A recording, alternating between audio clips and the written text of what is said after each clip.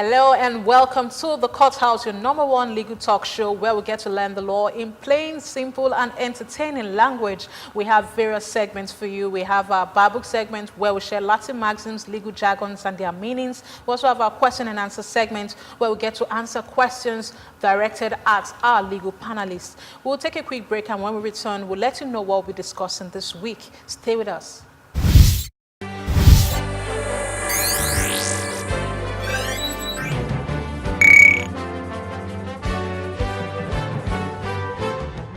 If we have to give you anything, then we have to give you everything. Love Plus Channel 465 is simply the best.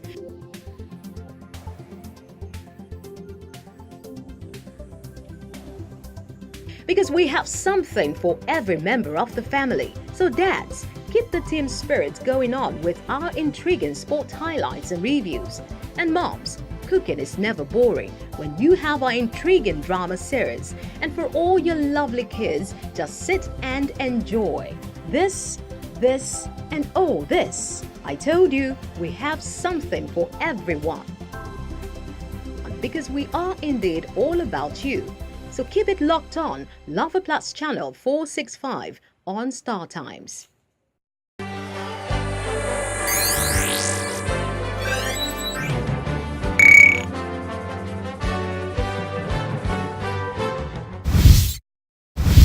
You're welcome back if you just joined us. This is the Courthouse and I'm Itohan Olomu-Agbodo.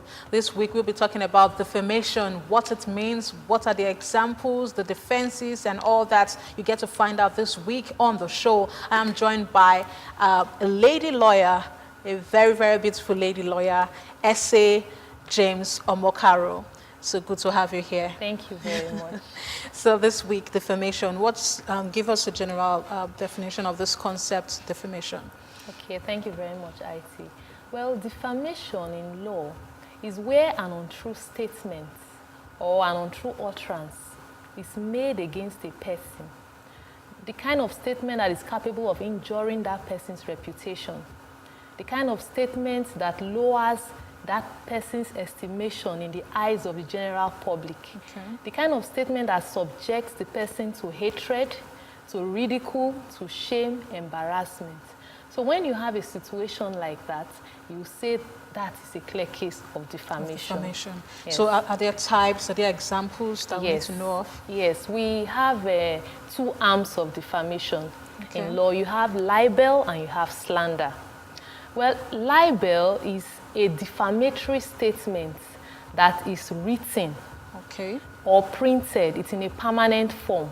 For example, you can have libelous publications in newspapers. You can have it in notices. You can have it in letters. You can have it in text messages. You can have it in even photographs. You can have it in images. So where the defamatory statement is in a permanent form, where it is recorded, even television shows like we're having now, even radio broadcasts, once the defamatory statement is in such a permanent form. It is libel. Libel. Yes. So libel is written, it's maybe images, but basically it's in a permanent form. Yes, recorded, yes. Then slander, on the other hand, is where the defamatory statement is expressed through utterance, through gestures. These are usually transient forms. They are usually not recorded. So slander, you don't have it recorded. A situation where, for example, a party A says to party C and D that party B is a criminal or he's a thief. He did this and he did that, provided they are not true. That is a case of slander. Okay, so slander now is just more like spoken, is the same class as libel, but just that it's not in a permanent form. It's not in a permanent form, though there's still a difference though. Though they have the same principles in law. The only difference is that libel is actionable per se, but not all slanders are actionable per se. What we mean by actionable per se is that when you have established defamation in libel, damages, the court will give you damages. You don't have to prove damages. You don't have to prove. You don't have to prove damages. Okay. You know, in normal actions, after you have proved your case, you now prove why the court should give you these damages. But in cases of libel, once you have established libel, once you have shown the court that you have been defamed by way of libel, the court will naturally give you damages. But for slander, it's not in all cases. You have to prove damages after you have proven that you have been slandered. But there are some exceptions. For example, if there's imputation of a crime, what that means is that where you have been slandered in respect of a crime, for example, a party says to another person that that man stole, he's a thief, there are thieves in their family, stealing runs in their blood. When the person says a thing like that, crime has been imputed. Okay. So when that is the case, if you can succeed, damages will flow naturally. Then we also have when there's imputation as to disease, where a party has been slandered in respect of a disease, whereas you don't have any disease. They say you have a certain disease. HIV, yes, venereal diseases. Tuberculosis. Exactly. In such a situation, is also actionable per se. Okay. Then another situation is where a woman, in most cases, a woman has been accused of adultery. It is also actionable per se. Yes. Then the final situation where slander is actionable per se is where there's imputation on the imputation affecting the business or professional reputation of a person. Maybe as legal practitioners, someone says, oh, he has never won a case. He's such a lousy legal practitioner.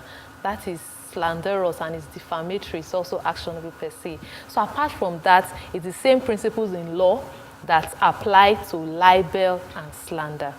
Okay, so you've given us a number of examples, you've given us the way they run. So you talked about it being actionable per se, for instance, like libel, because it's in the permanent form, it's actionable per se. And you give us a lot of instances in where slanderous comments can be actionable per se. Yes. So are there others that are not actionable per se? And when we say not actionable per se, it means you need to prove damages, right? Yes, yes. Okay, so yes, apart from those four that I mentioned, every other form of slander, they are not actionable per se. Where an imputation is made, for example, about just about general issues that do not fall under those four issues, those four areas that I have mentioned, they're not actionable per se. You have to prove it.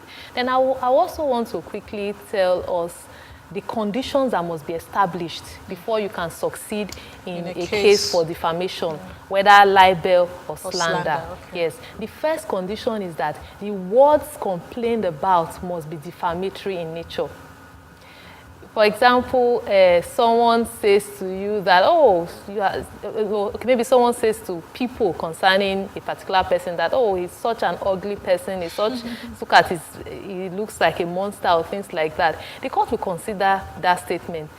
Does this injure this man's character? Does it injure his reputation? Is this really defamatory? Okay. So the court will use what they call a reasonable man's test. If we take this statement to the street, to the everyday man in the street, will this statement be considered as defamatory? Is this statement merely injuring your feelings or your reputation? So if the court comes to the conclusion that your character has not been, your reputation has not been defamed or affected, there is likelihood of failure of such a condition. What if the person is a model and you're saying the person looks like a monster and all that? Isn't that going to affect the reputation, the modeling reputation? Yes, that is why I said the court takes a lot of factors into consideration. Okay. Since that modeling is the source of livelihood of that person, there's likelihood of success once the other conditions have been satisfied. So at the end of the day, there is no blanket, you cannot just say all do not fall into a particular class. The court will look at it, a reasonable man's test. The court will say, is this statement only familiar to a class of people? Is it only lawyers or only doctors that will understand this kind of insult or so? If it is general public that will really consider this as defamatory, the court will say, fine, this is defamatory. Okay. Then another condition that must be satisfied is that the words that are complained about, the defamatory statement, must have been published to a third party. Okay. Where I merely see you now and say defamatory words, against you without no third party being there. There's no chance of success. So it's just going to be my word against it's yours. Just my word against. And that is just a case of insult or vulgar abuse. Oh. For your reputation to be affected, a third party must have heard it. Okay. So that's why we talk about injuring your character, injuring your reputation in the eyes of people, not just in your own eyes. It's not hurting, not a case of hurting your feelings, but then hurting your reputation on how people now view you. Okay. So it must have been published to third parties. Even if it is libel, where the statement is written, people should have read it. Where it is slander, people should have heard it. So that's what we mean when we say it should have been published. Published, yes. It should have been published. Yes. It means there must be a witness at least. Yes, third party. That's been very interesting, looking at defamation, the types, the various examples. We'll be back with more on this topic. Stay with us.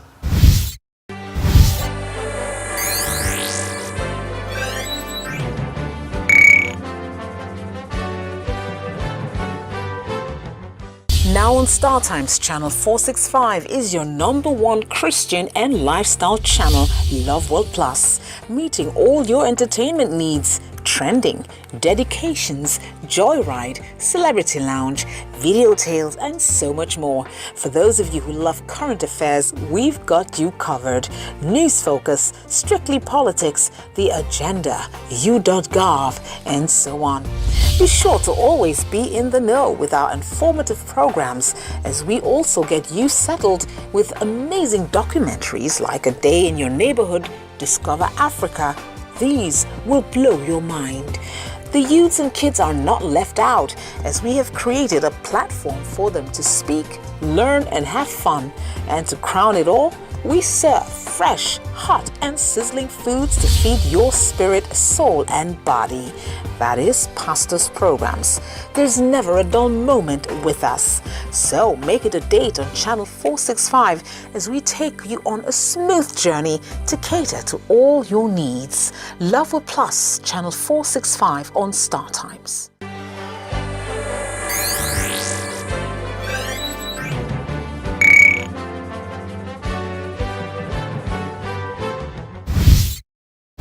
You're welcome back. I still have my beautiful panelists today, S.A. James Omokaro, telling us about defamation, the various classes of defamation, and the defenses now. We're going to defenses. Okay, I have said this person looks like a monster, and you said probably it's going to affect the person's reputation because the person is a model and all that. So now, what if I have a defense? I say, no, really, this person looks like a monster to me. So what can be my defense in that circumstance? Okay, yes, you have just said it. We have a few defenses to defamation. Like this example you just cited, if a person actually looks like a monster, that's what we call justification. Justification. The first defense to defamation is justification. What you have said is true. Oh. If it is actually true, for example, you say this person is a thief, this person is an irresponsible man, he doesn't take care of his family. If you can show that it is true, that is a defense. And that case of defamation is likely to fail because there is no reputation there you are protecting. Nothing is being injured because actually that is the position. Is just like that. Yes, okay. That's one defense. Then another defense to justification is privilege. Privilege. Yes, you have a class of people that are privileged to say certain things and go away with it. For example, you have absolute privilege. Members of either the State House of Assembly, National House of Assembly, they have that privilege, for example. That's parliamentary privilege. Proceedings, generally. Okay. Anything said in a parliamentary proceeding is protected. Is protected. You cannot hold the members for defamation. And also in judicial proceedings, what a judge says or what is said in courts, you cannot hold them for defamation. Okay. Then also you have qualified privilege. You know, newspaper, for example, media houses, they have a duty to take news to the public.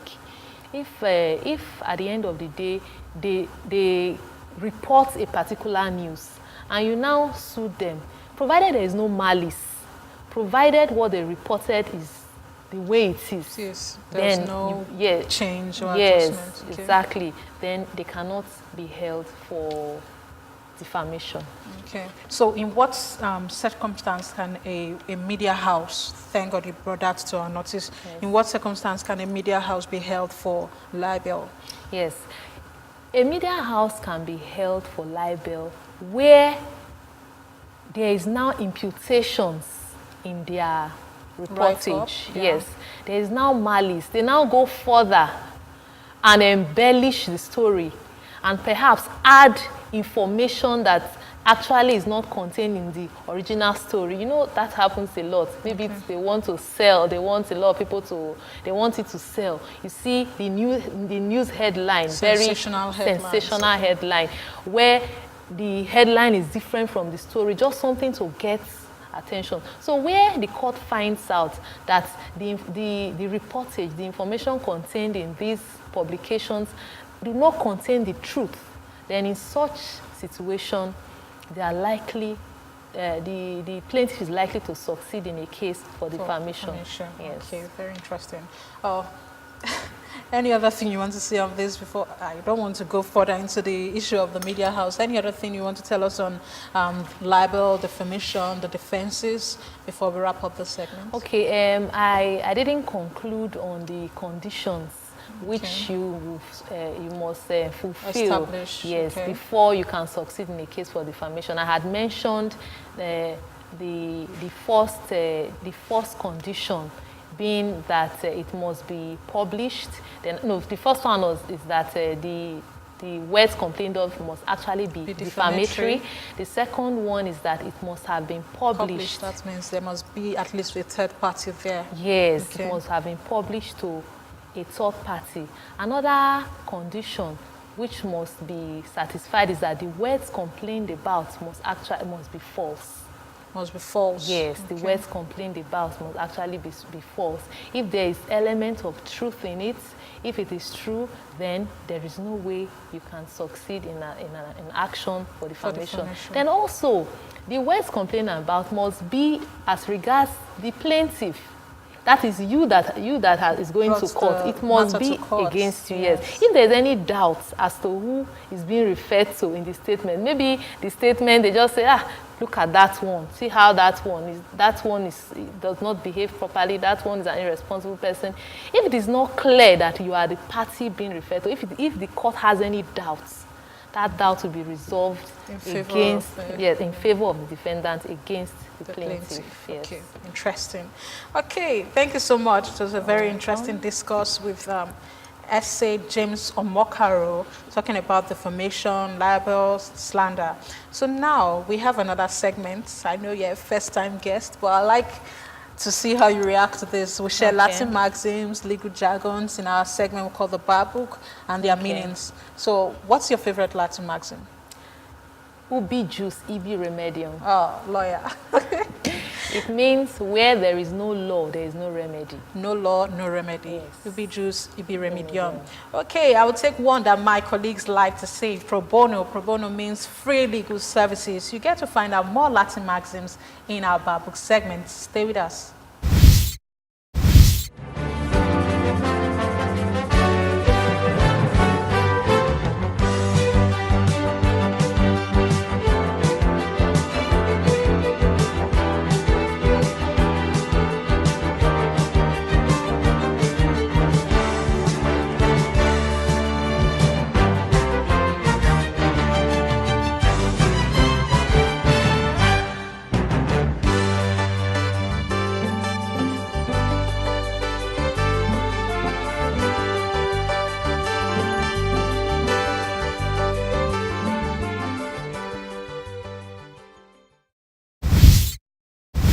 You're welcome back. We still have a lot lined up for you. We have our question and answer segment and our lawyer giving out answers to questions that you sent in. Take a listen.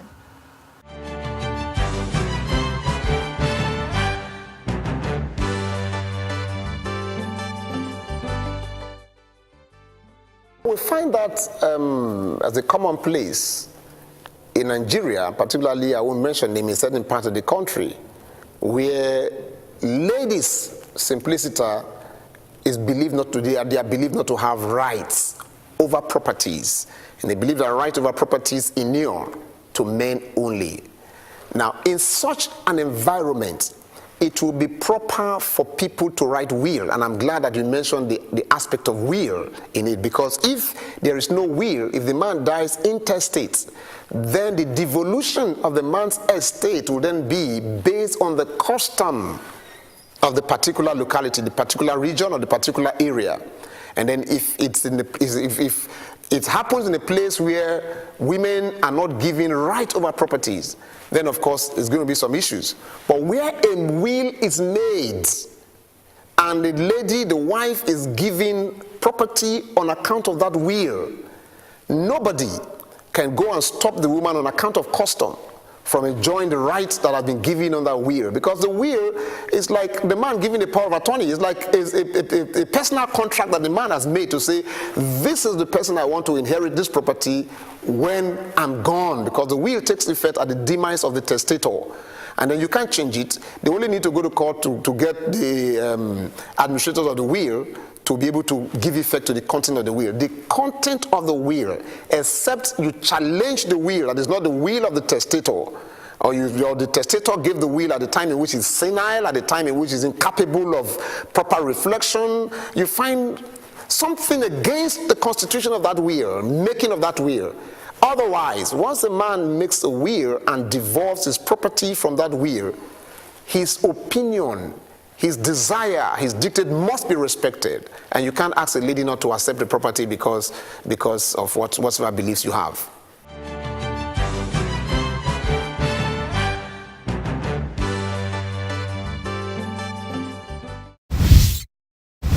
Well, that's the much we can take this week on the Courthouse. We learned a lot today with Esther James Omokaro. Thank you so much for being with us. You're welcome. For taking time out to explain the different situations, libel, slander, the defenses and all that. Thank you so much. You're welcome. We would like to have you some other time. No problem. Well, if you have comments for us, we'd like you to log on to our website on www.loveworld+org. We'd also like you to download our app on any of the mobile app stores, Love World Plus. And if you have questions for us, we have numbers that will be showing on your screen now. We'd like you to send your questions to those numbers. Ito and Olomu-Agbodo. And I say, don't just get mad, go get a lawyer. Bye for now.